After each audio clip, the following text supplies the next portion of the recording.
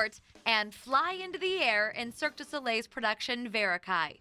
But it's the costumes that make a breathtaking performance something visually spectacular. Cirque costumes are created by talented artists in their own right, breathing life into lycra and layers of intricate pieces and masks. They look dangerous on stage. They change your regular thoughts of what the human form looks like.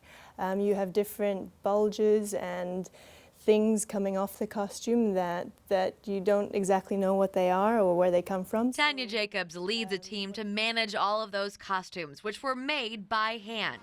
In Verikai, that's about 500 total, and 3 to 5 costume changes for most performers.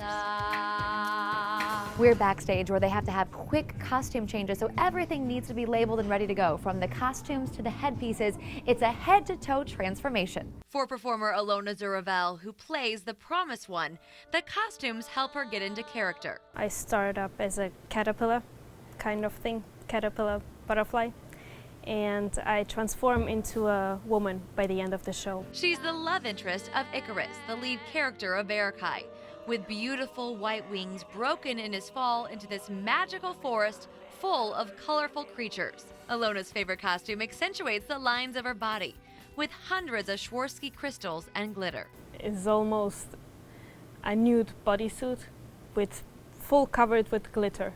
So I guess every girl's dream, I think. It seems everyone has a favorite character that comes to life in Verikai. If you kind of look at it carefully, or when they're standing up, I know it doesn't look like much like this, but they kind of look like a little shrimp, if you think about it. So it goes all with the underwater theme creatures. And there are always backup costumes, 6 cases of spare ones just in case. They're ready for a last-minute stitch. These sewing machines, I guess they're kind of like the heart and soul of every wardrobe department. They have that long nose so that we can sew the shoes and the hats. It's not an electrical machine, it's a pedal and hand. The costumes let your imagination run wild, while highlighting their out-of-this-world acrobatic skills. They also have to be functional, with all the aerial and acrobatic acts that seem to defy the limits of the human body. To work with Cirque, she had to make the costumes functional because what they do is very, very dangerous. The costumes are not only visually stunning, but they tell part of the story. So tell us about your first costume. Well, that's the caterpillar costume. I'm wearing it for the first half of the show until I get abducted. Is it tough to move in? It looks pretty big.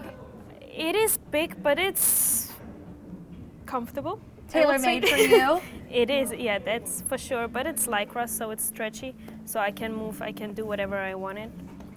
And then your second costume was very stretchy. The second costume, yeah, is very stretchy, and it's supposed to be that way because I'm bending during my whole performance. Choreographers, performers, and costumers create unique, memorable characters. When you see that and when we're standing beside it, it's not a person anymore, it's this thing, this shadow, this magical being. They make something abstract around an artist that leaves us in the audience in awe.